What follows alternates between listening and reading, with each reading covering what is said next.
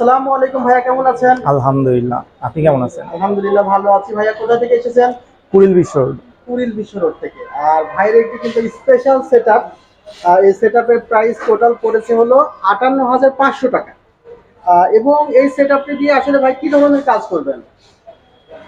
Graphics designing করবো আর etcetera যা যা আছে সব। গ্রাফিক্স ডিজাইন, ভিডিও এডিটিং বা গেমসও। হ্যাঁ, সবকিছু এটা তো থাকবেই। আসলে গেমসও প্রত্যাশা করি। আর আমাদের এখানে আসার পরে আসলে আমাদের সম্পর্কে যদি আমাদের দর্শকদের কিছু বলার থাকে আপনারাও আসেন, আশা করি ভালো কিছু পাবেন। থ্যাংক ইউ ভাইয়া। আসলে আপনাদের কনফিগারটা নিয়ে একটু আলোচনা করে দিই। যেখানে যে মনিটরটি রাখা হয়েছে সেই মনিটরটি স্কাই ভিউ ব্র্যান্ডের 22 ইঞ্চ একটি মনিটর রাখা হয়েছে। আর এখানে দেখা যাচ্ছে যে কিবোর্ড, সেই কিবোর্ডটি আসলে Xtrike ব্র্যান্ডের কিবোর্ড রাখা হয়েছে এবং কিবোর্ডের মডেলটি হলো MK600 এবং MK900। এখানে কিবোর্ড, মাউস এবং মাউস প্যাড এই তিনটি আসলে একসাথে, এই তিনটার প্রাইস পড়েছে হলো ১৭০০ টাকা। আর মনিটরটির প্রাইস পড়েছে ৭৫০০ টাকা।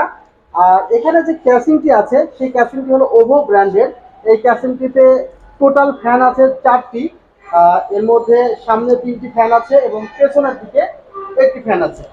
আর এখানে দেখা যাচ্ছে যে ভিতরের দিকে একটু দেখানোর চেষ্টা করছি। এই অর্থাৎ 16 জিবি টোটাল র্যাম রাখা হয়েছে। এছাড়া Samsung Vivo plus 970 500 GB NVme আছে। NVme এর প্রাইস পড়েছে ৯,৮০০ টাকা। র্যামের প্রাইস পড়েছে ৭,০০০ টাকা। দুটি স্লটে র্যাম ব্যবহার করা হয়েছে। আপনারা দেখতে পাচ্ছেন, একটু দেখানোর চেষ্টা আপনাদের আমি করছি।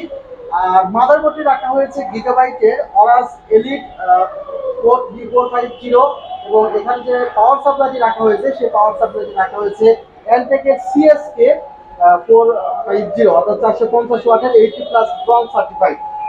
এখানে যে দেখা যাচ্ছে মাদারবোর্ডটি রাখা হয়েছে তার প্রাইস ৯,৮০০ টাকা রাখা হয়েছে। ক্যাসেটের প্রাইস ৩,৪০০ টাকা। পাওয়ার সাপ্লাইয়ের প্রাইস রাখা হয়েছে ৩,৬০০ টাকা।